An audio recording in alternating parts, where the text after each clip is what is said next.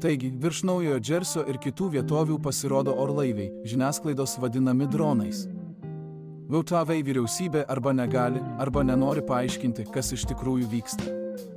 Lapkričio 15 d. Atlantos Farsight institute fondo kanale buvo paskelbtas filmas Farsight ETA Board Meeting, kuriame fondo nariai susitiko su nežemiškų intelektų atstovais. Telepatiškai jie sužinojo, kad netrukus masiškai pradės pasirodyti NSO laivai. Ir iš tiesų, nuo lapkričio 18 d. visose Jungtinėse valstijose šiuos objektus galima vis dažniau pastebėti. Vėliau, gruodžio 20 d. Farsight fondas paskelbė dar vieną filmą su nauju susitikimu. Šį kartą nežemiškų būtybių atstovai pranešė, kad pasirodys dar didesni laivai, kad niekas nebejotų, jog tai NSO, o ne dronai. Pasak jų, šis reiškinys bus masiškai matomas iki vasaros atostogų. Šiuos susitikimus galite peržiūrėti YouTube kanale ETA Farsight.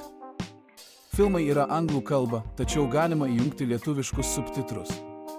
Jei norite sužinoti, kas vyksta, tiesiog įveskite NSO į buvusį Twitter, YouTube arba bet kur kitur internete, įrašų yra daugybė. Linksmų švenčių ir laimingų naujųjų metų, nes atrodo laukia daug įvykių.